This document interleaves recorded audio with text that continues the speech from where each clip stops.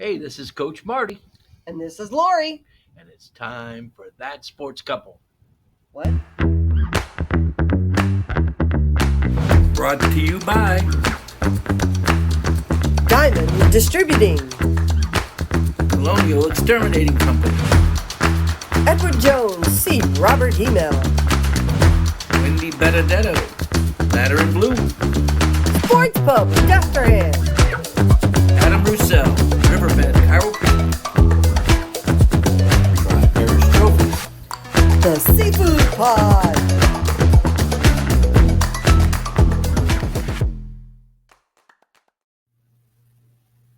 Welcome once again to That Sports Couple. This is episode 2. I'm Lori Lyons. He's Marty Luquet. I'm the old sports writer. He's the old coach. And together, well, you know us as That Sports Couple that you see all over the place and everywhere. But now you see us on your computer or your phone or your big screen TV. I hope not. And That Sports Couple, our little podcast. This week, we're going to talk about last week's games, this week's games that aren't going to be played, and some other fun stuff. Tell us what we got, Marty. Well, last week was for week 1. Everyone was excited, and then the weather came and made a mess of it all. And that was before the storm. Preparations were bad, and everything was difficult, and they had some upsets, some things that we didn't anticipate of last week's broadcast when we talked about certain teams we thought would win, and then some games were easier than others, and then some were great down to the wire stuff. I am supporting my little Tulane stuff. I think we got screwed this week. We're living with a freshman quarterback, and we paid the price for that. And then he brought us down the field for a game time touchdown, and the referee took it from us. But hey, roll wave. We are Tulane fans because his daughter, my stepdaughter, Courtney Luquet, modern 21st century woman that she is, works for Tulane. She is the, I'll get her title wrong, Associate Director of On-Campus Recruiting and something else. But she's awesome. If you're a Tulaner and you know Courtney, she's ours, and we claim her. So the weather did break long enough Saturday for us to go to the Tulane game, which was loads of fun. And it was an exciting game. And yeah, everybody kind of agrees that Tulane got robbed at the end. Boo. And it was kind of fun to, see everybody. And it was a fun game. College football is fun. I love the atmosphere. I love the energy, but there's nothing like high school football, to be honest with you. The lower the level, the more mistakes, the crazier things, just the better it is, and certainly this week was no exception to that as we went into this week's games, and we thought what a fabulous week it was going to be. Weather played a role in some. I can't say it determined games, but it certainly didn't help the outcomes. But as we get into it, it was fun to watch, and my plan was to go up the street to Destrehan, a whole 4 miles away, and sit over there and then watch a game between Destrehan and Catholic High. When the weather was storming like it was, I decided to sit in my living room and watch it on TV on VSN. And right call, because it stormed through the entire game. Did they have a weather delay? Yeah, they even delayed the halftime. It's coming out at halftime, give it a chance to break, but it never broke. Destrehan has a fine turf field with great drainage, and it still had puddles. So it was hard to watch on TV. It was so the water. I thought it was a lot of rain for a short period of time. But that changed. This week changed my mind. Francine came. In case you don't know, we are in South Louisiana, just outside of New Orleans, a little town called Norco. We live right under the flare. And this week, homing beacon. Our homing beacon, yes. We have candlelight dinners every night in our backyard. And this week we were in the bullseye of Francine, even though Francine kind of did she had too many hurricanes on her way to Louisiana and did some little zigzagging. But yeah, we rode out a Category 1 at least storm last night. We live in a 90-year-old house that was well built. It survived Ida. The front door kind of got torn up, and it got torn up again last night. But we rode out Ida, him in one room, me in the other. But we didn't ride that either. Oh no, we didn't ride out Ida. Sorry, Francine. We rode out him in the front room, me in this room, and I was following all the action on Twitter. And there was some moments where I kind of went, what is that? The pool turned kind of green. We had lots of branches and pecans in the pool. And if you would like to come play pickup sticks in our yard, we got you. But we had some very wonderful boys, former students, former players of the coach from Riverside Academy came and helped us on, what day is it? Tuesday to pick everything up, and then came again today to help me put everything back and pick up some of the bigger sticks. And so thank you to the Bourgeois boys. You guys are awesome. And Gage Thompson, who also came and helped. It was fun. So, and of course I had to high five them and kind of give them a sorry, because they lost last Friday to the Terrebonne Tigers, who I told you that's my alma mater. And no, I didn't root for our boys, but boy, that was a fun game. I followed it on Twitter. There's some guy I don't even know who was tweeting live scores, live updates. And I would yell the update of the score to him in the living room. And it was a crazy game. We'll talk about that a little bit in a minute. But as far as this week's games, everything has been canceled so far, except Destrehan and Bonneville have been moved to Sunday at noon. Everyone else, either because players or schools or sites are still without power and some standing water, and families are still dealing with cleanup, everything else has been canceled. Include you and talk about what games there were supposed to be, or? Well, we're going to be deprived of a classic matchup between Letcher and St. Charles Catholic, yes, which would have been a great game. And unfortunately, we're not going to get a chance to see that one. The hometown rival game between St. James and West St. John, when they're 5 miles apart. The irony is for very many years, St. James and West St. John was the season opener. They played each other every year, the first game of the season, and at least a half a dozen times over the years, their game had to be canceled or postponed or moved because of some kind of tropical storm around Labor Day, the first weekend in September. And it's ironic that they moved it to week 2 and they get canceled. I just thought that's just par for the course, isn't it?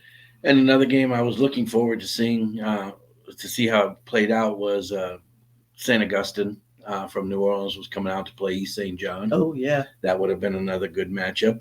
And, of course, a traditional game that's been played for at least the last 6-8 years, Riverside and Newman, is not going to be played.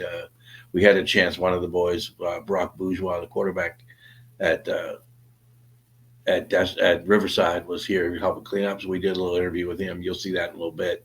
And, he also did a part about playing Newman and what he was looking forward to. But obviously we won't put that part on the show because he said they were going to win. Of course, he better. And, he's very excited about Riverside's team and as he should be as a starting quarterback, Another game was McMain was coming out here to play Hahnville, and I thought it was McDonald. McMain. Oh, sorry, my bad. And Hahnville certainly tried everything they could to keep the game on, but McMain ended up canceling that. And like we said,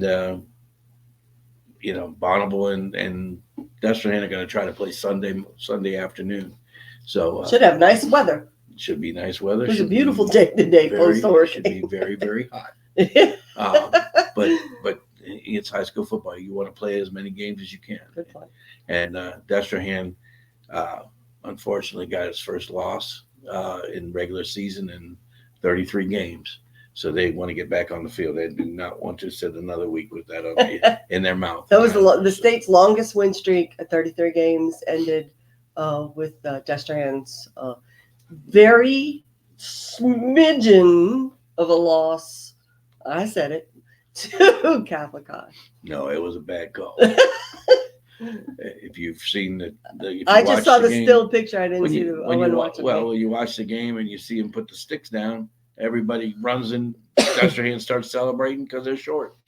Catholics' heads go down. They start walking their sidelines, and all of a sudden, first down. It's like, wait, that's not what you just did. Yeah, I got you. I had a conversation with Jason Mader, the principal at Destrehan, and he would not put the blame on that. He said we had ample opportunities. We have to be better. Like a true coach. He is a true coach, and he said all the right things. We had opportunities to win. That's right. We should have won the game. We should have came down to that. He was absolutely right. Time. He was absolutely right, but it's too easy to say the referees took it. No, I got you. All right. Like I did the Tulane game. A lot of people agreed with that, though. I know, but Twitter. But if we don't turn it over at midfield, try to do more than we should and fumble, and they scoop and score, we don't have that problem either. So once again, referees are part of the game. That's part of what makes sports fun. Human error. That's what I like about it. Is you can't control that. That's one of the things you can't prepare for and you can't control. But as a week, there was some really good games, some really fun stuff. And, I got a chance because of sitting at the house to flip back and forth between the Newman game and the Newman St. Charles game and the Destrehan game. Letcher was on too, but they blew him out, so that wasn't no point to go in there. And I was following the Riverside Terrebonne game on, as I said, on Twitter. I just found some guy who was at the game, and he would update scores and try and say who scored each time, and it was crazy. It was crazy without even seeing any of the action. It was crazy. It was a wild game to follow and a wild game to watch. Like she said, I was watching defensive games in the rain, and she's yelling out scores, and it's like 42. She just kept screaming, and I'm like, they can't be scoring this much. They did. And then when I walked back here, I said, "Are you sure? What's going on? Who are you listening to?" And she said, "It's going back and forth." And they had 4 lead changes in the fourth quarter. Yeah. So we're going to talk to Brock about that in just a little bit. All right, we're going to take a little short break, and please visit our sponsors and appreciate them. And then we'll come back and we'll talk about what happened. Apple. And we'll talk about what happened during last week's game. Come back to us, please.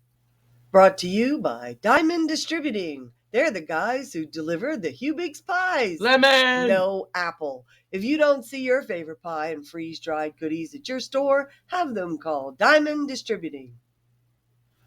Brought to you by Colonial Exterminating Company, a local family-owned company that will help you get rid of your termites, pests, and rodents. They're a Christ-based company looking forward to serving you. Brought to you by Robert Hemel at Edward Jones Investing on Belterre Boulevard in Laplace. Trust Robert with all your investment needs. Brought to you by the Seafood Pot in New Sarpy, the best seafood in the River Parishes. Crabs, shrimp, seafood platters, po' boys, and those daiquiris. Doesn't get any better than the Seafood Pot. Welcome back to That Sports Couple. As we come off our first break, we want to talk a little bit about last week's games. And I guess the one you got to start with was the most exciting game of the night, Riverside and Terrebonne. Yes, Terrebonne's my alma mater, and Riverside's my former employer. So torn loyalties there. And, all the kids that play there are former students of mine and former players of his. So, yeah, we were rooting for them. But it was, like, as I said earlier in the show, I didn't have a live stream of it. I followed a gentleman on Twitter who was at the game who would update live scores, and it was a wild back and forth, crazy game. Brock Bourgeois, the quarterback, threw three touchdowns. Marshall Henry ran for 2 touchdowns. Dedrick Lasty, the little short guy, he had an 83-yard kickoff return for a touchdown. And Caden Broomfield, who used to be your outfielder, he had an interception. But Alvin Celestin from Terrebonne kind of ruled it, and I think he had 254 yards. He scored 4 touchdowns. Dedrick did have a lot of all-purpose yards, and Kendrick Johnson, who we know and love as Boogie, he's had a touchdown and a 2-point conversion with 1:13 remaining in the game, but then Celestin scored with 46 seconds left to give Terrebonne a 48-42 win in the season opener. So that was a crazy one. After this segment, we will have a little short interview with Brock, who will talk about the game. Yeah, it's one of those games where, the only reason Terrebonne won is because the clock ran out. Because they were both going back and forth. He just, Riverside ran out of time, not opportunities, because it was a fabulous game. It's one of the fun ones. Yeah. And the weather there in Houma broke, so they didn't have a lot of rain. He said it rained in the just at the second half, but before the game, like, there were people. That's what I was looking on the internet. There were people getting stuck and flooded, and Martin Luther King Boulevard was underwater, and it was bad. And so I was like, are they going to cancel this game? But they do have turf. The grass that my daddy played on finally got gone, but the press box that is still there. But yeah, that was a crazy game. And Riverside's a 1A school. Terrebonne's a 5A school. If you want a River Parishes connection, Tyler Lewis went to West St. John. He's the head coach at Terrebonne High School. And you just never know. Season opener, and what's going to happen with last year's state runner-up and a 5A school. You just don't. Anything can happen, and it kind of did. It was crazy. Well, and Riverside muffed a punt. They also fumbled going in to score. So they had a couple turnovers there that probably kept them from being successful. But still they came back and battled through the adversity and came back and made a great game out of it. It was a fun game to follow. Yeah. I didn't watch. I followed. But I can only imagine being there, the back and forth, how much fun that must have been. So, yeah. But so all right, like I said, sorry. I was looking forward to going out this week and seeing them play, their first home game against Newman. But I guess I'll have to wait another week. There you go. But you watched mostly on our TV. You watched the Destrehan Catholic game. Talk about that one. I did, and to be honest with you, watching the game, Destrehan was a better team.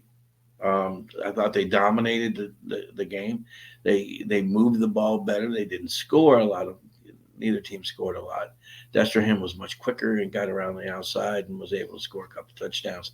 And they were in the lead the entire game. And then Catholic came back in that last sequence, and it was 2015, and they took possession with 1:45 left in the game, and they hadn't moved the ball. So you said, well, okay, they're gonna, and you couldn't throw it. Like, neither team could throw it at all. When the quarterbacks would drop back, it looked like a shot put, and and it just was too far to go with no timeouts for them to come down the field and never stop and score. No, and then so what do? They pounded in the line, and they burned 40 seconds down to a minute trying to get their first down, and that's the 4th and 3. They go off tackle. He's hit and he lunges, and they place the ball down, and the ball's short. I mean, there's there's pictures. The ball's short. They measure, and somehow they decide that that's a first down. They pulled out some kind of card or something. I don't know what they were doing, and they ended up. We can't be fined. They ended up giving it to them. And the problem with measuring like that is the chain's on the ground, So you can't put it over the ball. I asked that question. Okay, so the stick, right? The stick is small and pointy at the bottom, but then goes up like this at the top. What's the first down? Is it the whole stick or just the bottom? No, it's just the bottom. Uh-huh. And that's not what the runner's running for, though, when he runs. But you can't put it down over the ball and see, really. You have to put it next to the ball. True. So, regardless, still with 1 minute left, they still had 60 yards to go. And they were able to actually hit a pass for about 35. And he shot put it, but the Destrehan kid slipped a little bit. He underthrew it, obviously, and the Destrehan kid slipped. He was able to make the tackle, but that put them down deep, and they were able to punch it in. And then they went for a 2-point conversion and ended up winning by 3, 23-20. But two heavyweights, two great. Unfortunately, they won't be able to play again in the playoffs. No. Being in different, select and non-select, it would have been great because they're both going to go deep into the playoffs. They both are very, very, very good teams. Even though we didn't get a chance to really see it, we didn't get to, we didn't get a chance to see them wing it and do the things that they, wide open. True test. No, it wasn't a wide open offense and that a dry field would have gave us. But still, it was a good game, and you play with the conditions you're given, and it was just a tough night because when I say it didn't stop, I mean it did not stop the entire evening. So. I know, I was listening to it fall. And I know those poor Destrehan guys. That's their first loss. The seniors had not lost. I know that's got to be tough for them. The seniors had not lost a game. Right. Well, any of them. Well, none of them had lost a regular season. Gotta pick yourself up and dust yourself off, which is why I'm sure that Coach Marcus Scott really wants to play this weekend. Exactly against Bonneville, who did win their game this week. Bonneville had a game against Sophie Wright. They won 23-0. So Bonneville comes in 1-0, and traditionally Destrehan's handled Bonneville, but hey, every year is different. You just don't know. Exactly. All right. Who else did you watch? You were flipping, you said, between St. Charles and Newman. There was some rain back and forth, but it looked like teams got to run their offense a lot better than they did at Destrehan. And Newman's good. I mean, Newman's really good. I was very impressed by Eli Friend. I said last week that I thought he was really talented. I saw him at the Tulane camp, and he was a man among children at the camp. He really was. He's not real big, but he's built good. He's a good baseball player as well, but he really can throw the ball, but he can run it, and it's a little different. He brings a little different game to the field than the Mannings did, and but he's a great competitor, and he controlled this game is what happened. Newman's huge. They were much bigger than St. Charles, and they handled offensive and defensive line of scrimmage. So it was 24-10 was the final, but St. Charles, scored an early field goal and took a lead, but after that it was all Newman. They scored late, late in the third quarter to make it 10, but the game was pretty much handled by Newman. But, St. Charles is a good program. They're going to bounce back. But that was one where we said it wasn't a rivalry until you beat them. Well, it'll be a rival game next year. Yeah. But, of course, Eli Friend covered several of those games over the years. But Eli Friend will graduate, so it will make it a little different. There you go. Sorry. I'm sure Wayne will regroup, but he'll once again, you're going to hear this all night. But I'm sure he wanted a game this week. Everybody wanted a game this week. Even though it was against another good team in Letcher, you want to get back on the field and play, and he won't get that opportunity. Yeah, exactly. Letcher played Slidell. We said we never remembered them playing each other. I looked in my book, and I don't have any Letcher Slidell scores. And because of the weather, Letcher kind of kept it on the ground. And they just dominated them. They were just better athletically. Letcher won 28-12. The game was never in doubt. Letcher led from the beginning to the end, and probably could have picked their score. They played a few different people, late, and I'm sure they're getting some answers and trying to find some depth. So it was a good first game for Dwayne and his group, and it was a nice way to get the season started.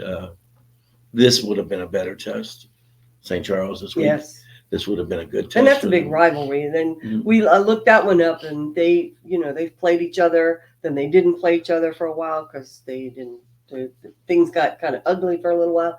Then they only played each other in the Jamboree, and the last couple of years they played each other. And sadly, because I wasn't doing what I used to do on a regular basis, I haven't gotten to cover any of those games. But I do remember some of the old ones, and they were wild affairs. Well, a lot of talent. Yeah.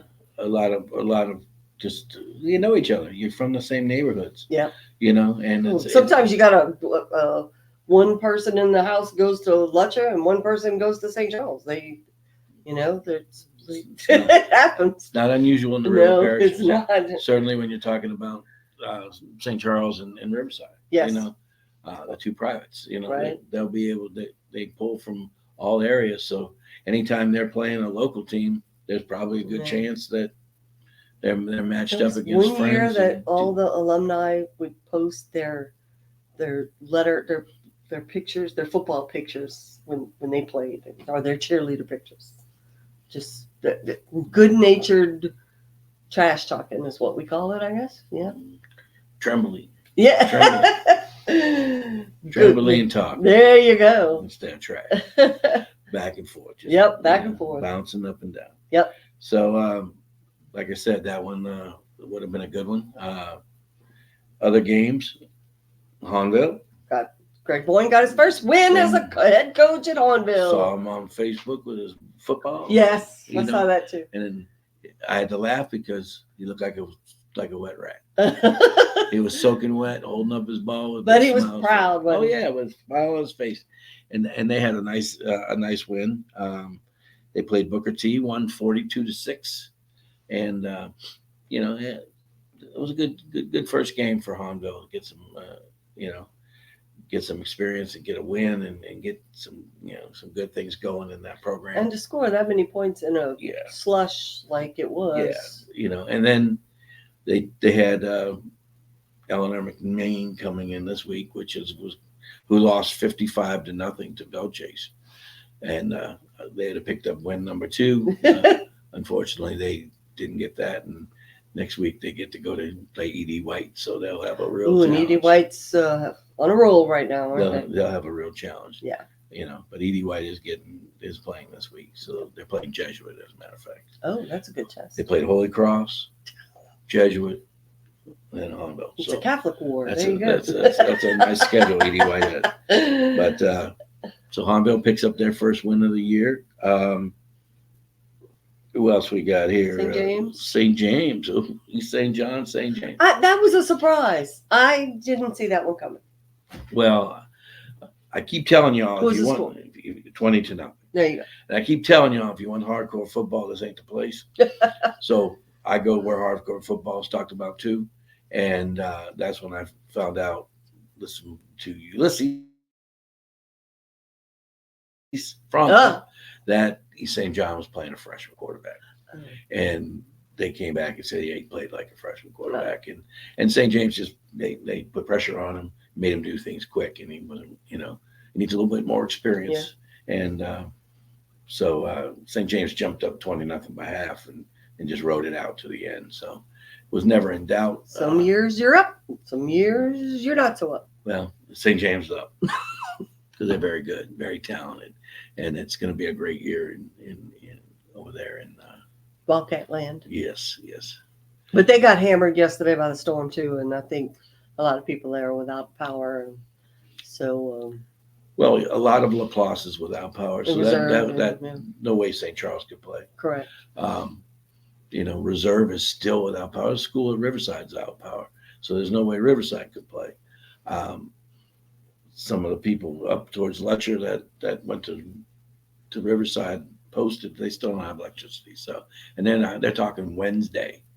They were told Wednesday before they got electricity back. So, we we know what it's like to We go went weeks, 27 days without Yeah. electricity after Ida. to go weeks and weeks without electricity. Yeah.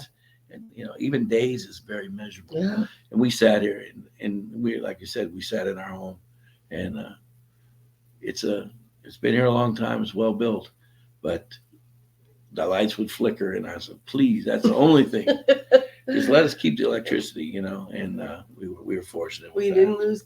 I didn't even lose internet. I was on the computer all night. And who else we got? West St. John. West St. John, they went to play young audiences, and we knew nothing about either. West St. John, we knew was building their numbers, and I thought that was a great first game. Obviously, young audiences has been stealing from the extra kids from West Jeff, Aaron, That was weird. Shaw, You were going. because they put together a nice squad. They ended up beating West St. John 21-14. So, West St. John starts the season 0-1. They had a tough game going into play St. James. That would have been a tough draw, but it's a neighborhood rivalry, so Yeah.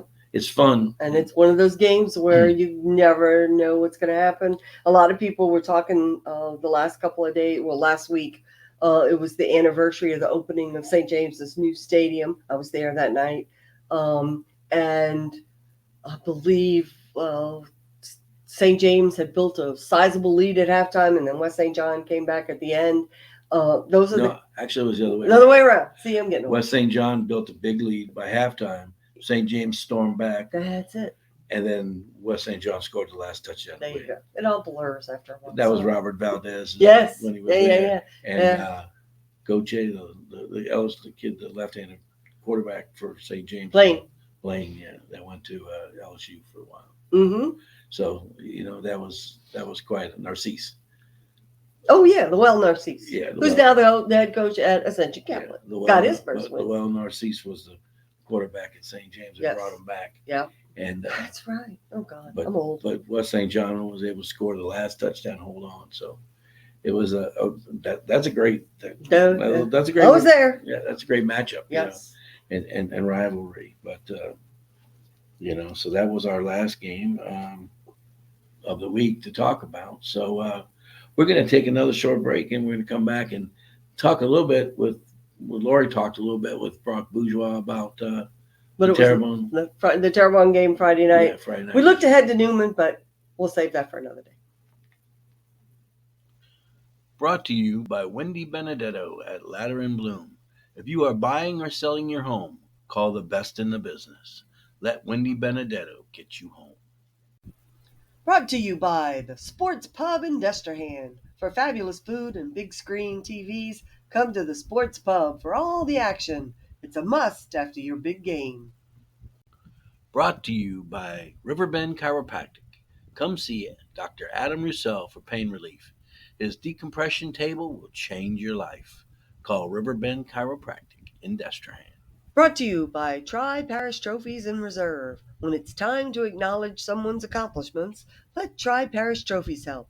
They're also your sign and printing professionals. Let them help you. They're a family-owned company. Welcome back to episode 2 of That Sports Couple. This week, we got to talk to Riverside Academy quarterback Brock Bourgeois. He came to my house because he came to help the little old lady and the old coach over here pick up some of the backyard before the storm. And then he and his little brother Brady and Gage Thompson came over today to help me put it all back. And we were like, okay, what are we going to talk about this week? Because there's no games. And we said, let's talk to Brock about the Riverside Terrebonne game. That was such an exciting, fun game to follow on social media. And so we did. So here's my little conversation. He was kind of nervous. Yeah, I made him feel better. Look, Brock's first interview was not so good, and then he's gotten much better. I love you, Brock. You're my buddy. Anyway, so here's my conversation with Brock Bourgeois, the quarterback of Riverside Academy, who gave everything he had to try and beat the Terrebonne Tigers. Keep it just a little bit short. Okay, Brock Bourgeois is here with us. He came to help us with some hurricane cleanup because he's such a nice guy like that. But Brock got to play the Terrebonne Tigers Friday night in Homa, and that was a back and forth game craziness. Tell me what it was like. It was a great atmosphere. They had a lot of people there. Just preparing for the week, we had to prepare for the rain. So Wednesday, we were outside playing in the rain, throwing in the rain, just trying to get prepared. And I think it really helped us because our offense did pretty good. That was one of those games, though, that like everybody was talking about. I mean, it was so back and forth. You'd score, they'd score, you'd score, they'd score. Talk about what that was like. Was it fun to be a part of? Yeah, it was because we got to put our offense in like perspective and just being able to execute everything and score. I mean, we ended up scoring 42 points, but it was just back and forth every game. And then if defense would get a stop, we try to capitalize. And it was just a back and forth, just tug of war game. Was it when it was over, when they scored that final touchdown? What was going through your brain? Man, I mean, it was kind of crazy just because we had just scored and we had to go back on the field and try to make something happen. But they had a good offense. Their running back was really good. I thought that us as an offensive whole, including me, we could have did a lot better with execution. But I just thought it was a good game. You also had a lot of weapons, though. A lot of people scored. You had a lot of options. Talk about that a little bit. Actually, Nemo scored. I think a lot of our receivers scored. We had 3 different receivers that scored. I just thought that they did a good job just executing on third down, just catching the ball, getting yards, doing what they had to do to win the game. But I just think just this week coming up, I think we're going to do what we got to do. Well, Brock, thank you for for being here and helping us get ourselves together. But one of the other things we started to talk about last week, and we kind of got off course, and we really need to talk about the fine players and coaches that have come through the River Parishes since you've been here, Lori, and guys that I've met and coached against and just got to be friends with. But certainly, there's no shortage of quality coaches. This is going to be a chapter in my memoir, so just know that. Players I've covered. But let's talk about coaches first. Oh, coaches first. All right. Well, when I first got here, it was Mickey Roussel at Riverside. Tim Detillier was at St. Charles. Then he went to Letcher.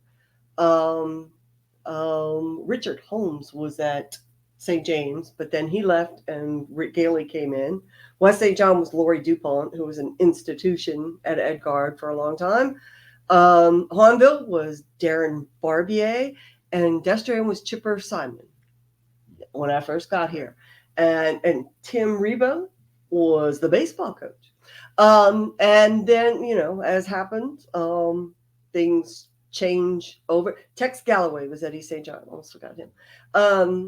And, then I was out here for 30 odd years, and a lot of names came through a lot of different places. So let's see.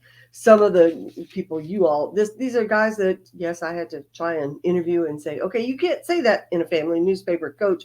Lou Valden comes to mind, who was at East St. John, then at Hahnville later. Tim Louis. I called him Louis. The band at East St. John started playing Louis. And I said, Louis, for you? Like, are they playing Louis because your name's Louis? He said, I don't think they know my name. Who else? Let's see. Hahnville had Nick Salta Formaggio. Darren Barbier. Once again, I very rarely got to cover my kid, Daniel Luquet, who was a coach at Hahnville for a bit. And now Greg Boyne. I don't know that I'll get to cover a Hahnville game in the future. I don't really cover games so much anymore. Then over at Destrehan, we went from Chipper to Tim Rebo to Scott Martin. Then who? Stephen Robichaux, Stephen Robichaux, who was a phenomenal coach. 200 wins. Yep. And these guys are all going to be in halls of fame, either high school or, and while we're on the subject, We need a River Parishes Hall of Fame. Who's with me? Help me. We need to start a River Parishes Hall of Fame. And all of these people will be in it, among others. At St. Charles, Wade Kaiser was at St. Charles Catholic for a bit. Then, of course, Frank Monica, who was inducted into the Louisiana Sports Hall of Fame over the summer. Then Wayne Stein, who I love Wayne Stein. He's a great coach, great guy. I covered him when he was a player at St. Charles Catholic, and now he's. You old. I know. Tell me about it. Then another one at St. James, Lowell Narcisse. We just talked about a little while ago. The quarterback at St. James. He is now the head coach at Ascension Catholic. Duron Thomas, I covered him. He is now the head coach at West St. John. Robert Valdez, I did not cover, but Robert was one of my offensive linemen at Old Perry Walker back in the day. you are old. I am his coach. And he'll never forget you either. So those are Mickey Roussel at Riverside Academy. Tommy Fernandez was the baseball coach at Riverside Academy. Timmy Bird, I covered when he was the basketball coach at Reserve Christian, and then at Riverside Academy. Tim Taffy, when he was at Riverside Academy. Now he's at Destrehan. He was the track coach for a long time.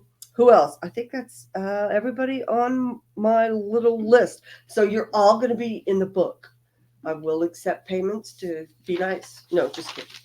I don't have anything bad to say about any. And one of the things about being a good coach is... You call me back? What? You call me back when I ask you to? No, sometimes. Mm-hmm. About being a good coach is, you know how you become a good coach? You have great players. That's easy. Okay? We're about to talk about some of those players. Some of the great players. Exactly. It is a who's list. So... Now, look, we left people out. Yes. I'm sure we did. Don't come toilet paper in my house. Yeah, don't get upset. Because nobody knows what linemen are. I knew some of them. Nobody knows what linemen are. I I'm know sorry. some of them. And you may be a fabulous lineman, and you blocked your tail off. Because I used to tell my guys all the time, nobody knows who you never get are. your name spoken on the loudspeaker, and you never get your name in the paper. And the only time we have holding on number 64. Yeah. I can't tell you how many times the head coach turned to me and goes, "Who's 64?" Now he knows the kid, but he doesn't know the number to the kid. Who's 64? Who's 64? He's pissed off because we got a holding call in the middle of the game. So you may have done a fabulous job, number 64. Nobody remembers your name. Unless you recover a fumble or something like that. I think I always tease Jair Vickner because his claim to fame is he got one touchdown in his career. And he says he played when I was covering sports, and I don't. Sorry, I love you, Jair, but I don't. He was the offensive lineman. The ball went loose in the end zone. He jumped on. He got his one touchdown. So there you go. That happens. All right. So some of the great players, and we actually had to sit down and do a list, and we did start this as a segment last week, but there were so many that I couldn't remember. Or like, what was that guy's name?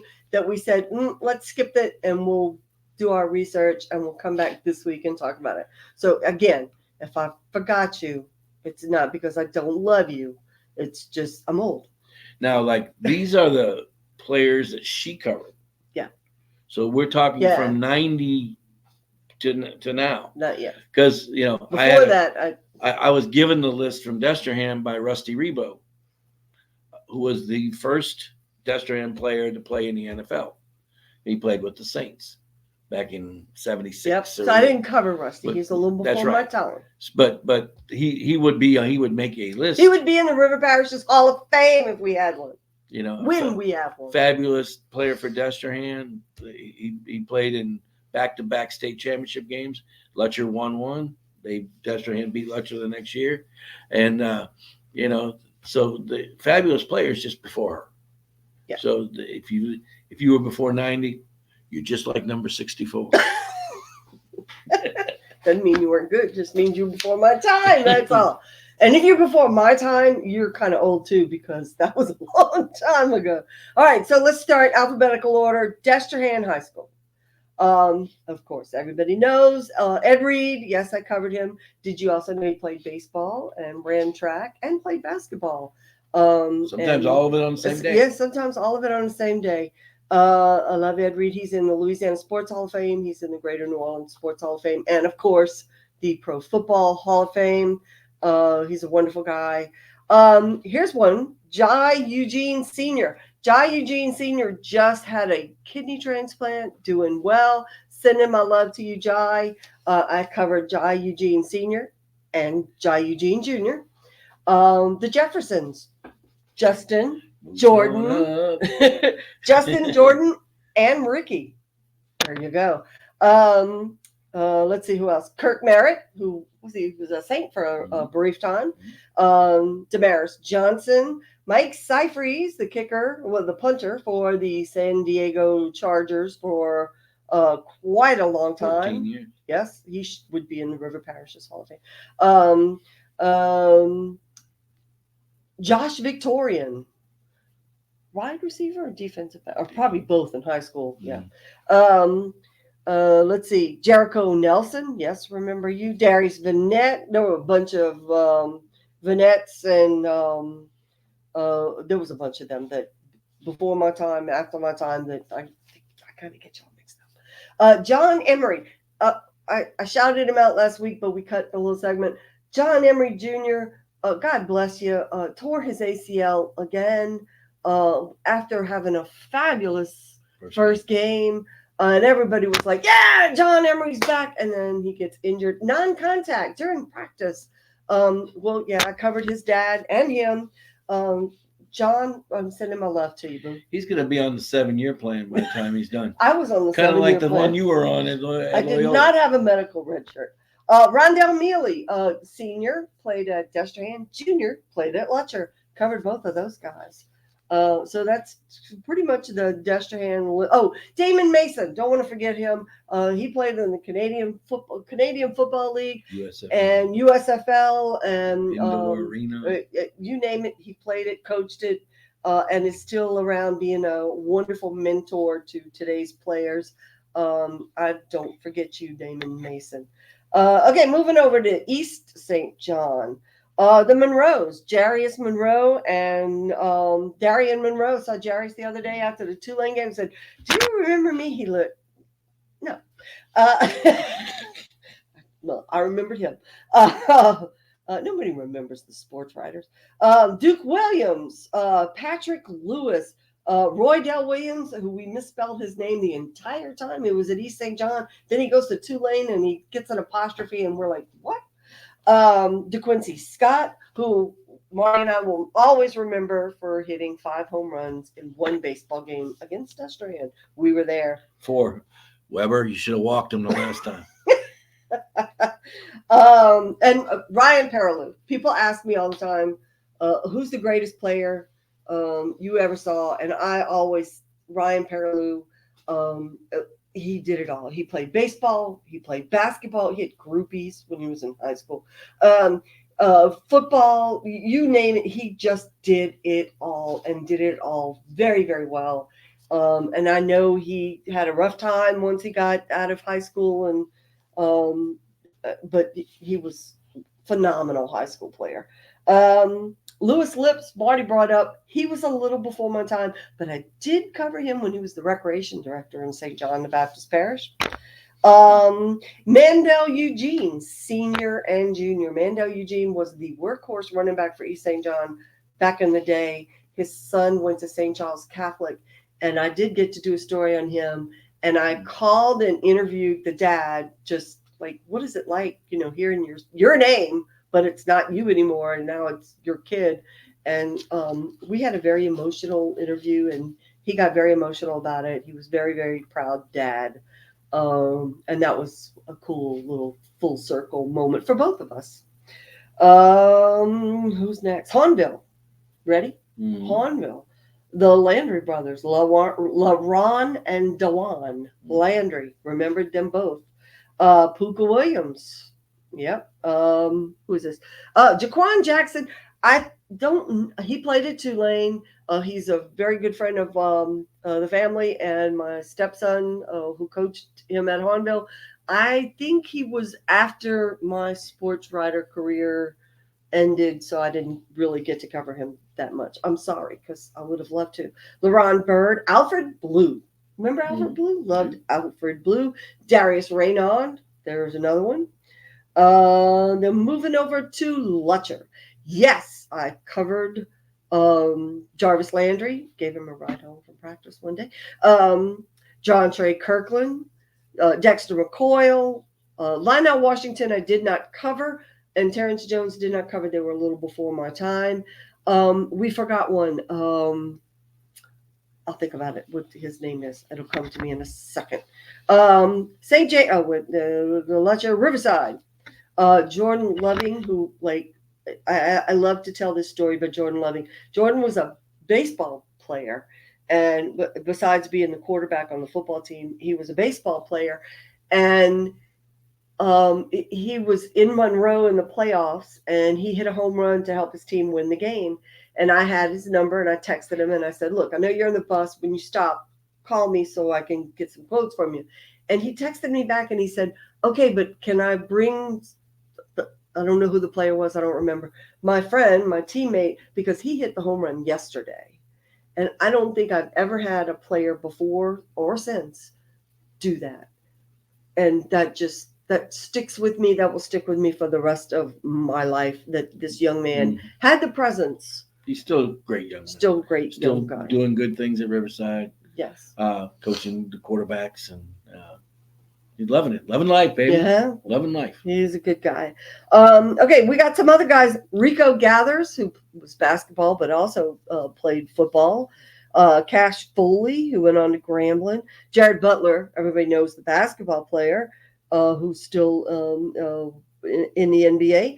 Right now, we have Noah Trepanier, who I'm so proud of. He was one of my students last year. He was on my newspaper staff at Riverside. And he is now on the history-making centenary football team that played its first game last week. Go Noah. He also had a very nice podcast when we were at Riverside Academy. Gage Laverdane, who was another wonderful kid at Riverside. He is now at South Carolina, who was LSU's opponent this week. So watch for him. Number 7. And Amari Alexander, who he and I used to high five. Well, I had to jump in the hallway every day. He's now at Southeastern. And of course, tearing it up at ULL, Bill Davis, who was also one of my students, one of my multimedia kids, and a great young man. Moving on to what's next? St. Charles Catholic. Terrell Fenroy. I covered him. Casey Robottom, who went to Tulane. Lizedrick Thompson, who went to Tulane. I know there's more, and I know y'all are going to get mad at me.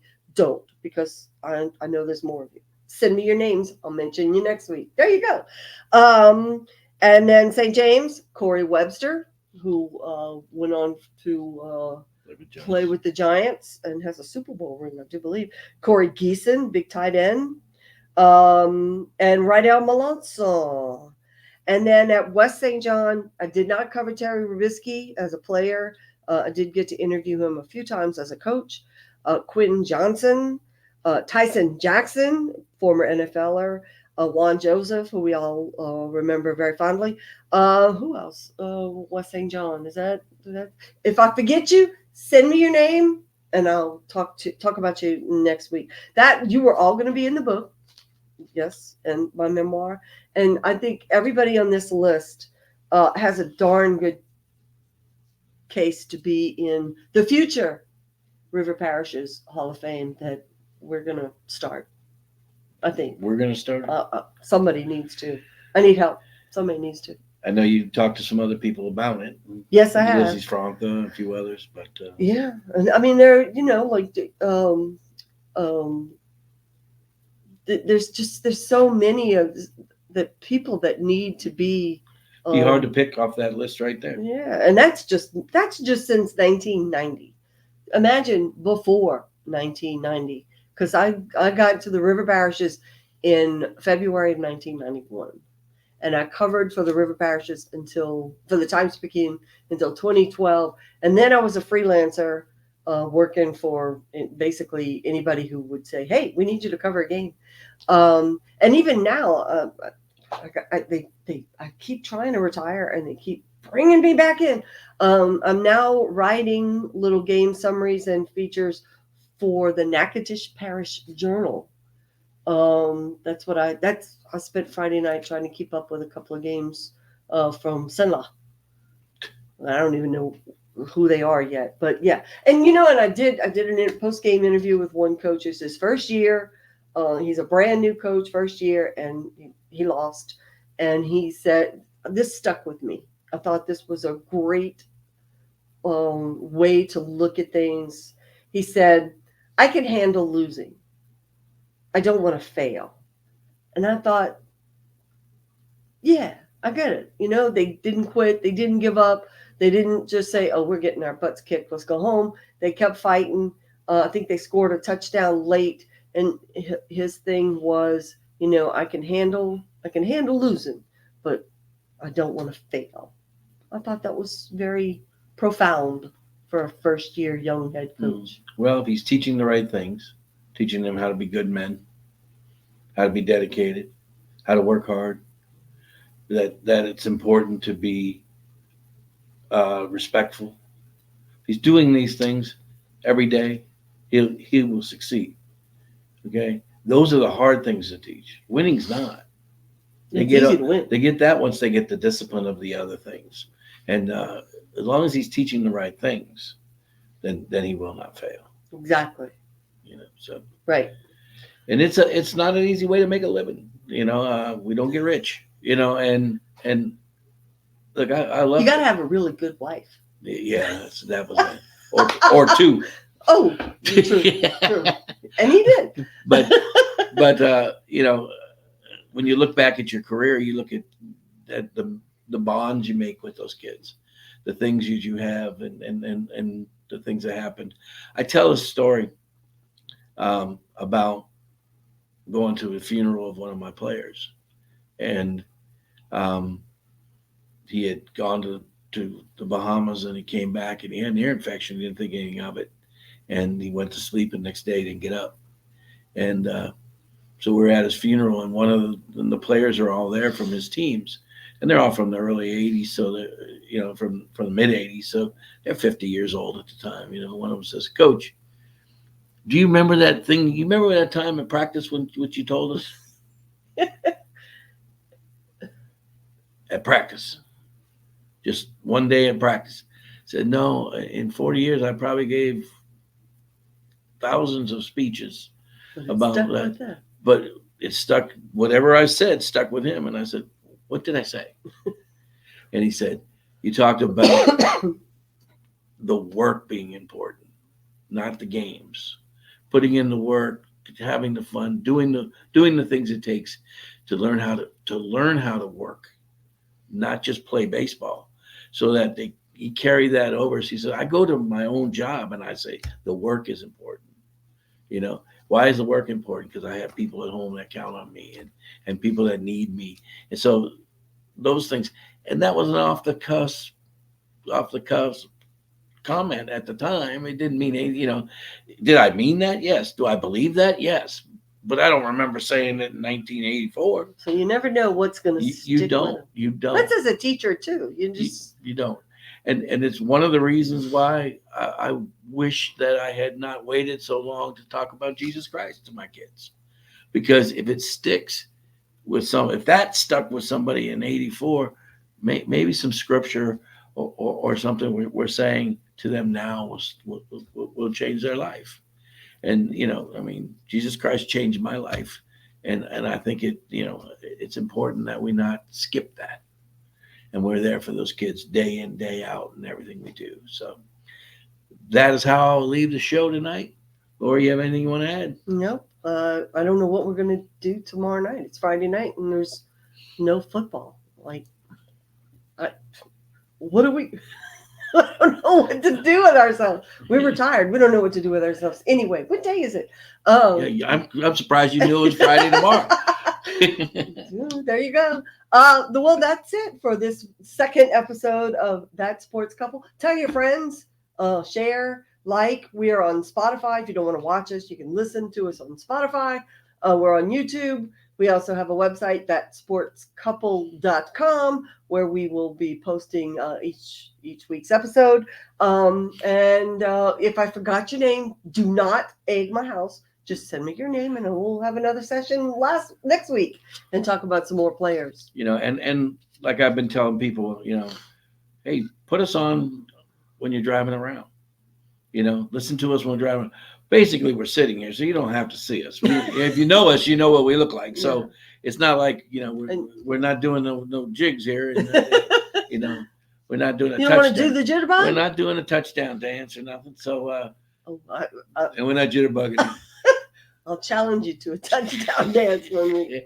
And if you're a sports couple that either I covered or we knew you or we know you and we love you and you love us, and you would like to be featured on That Sports Couple and talk about what it's like to be a sports couple, coach's wife and a coach, or a player's wife and a player, or people we covered.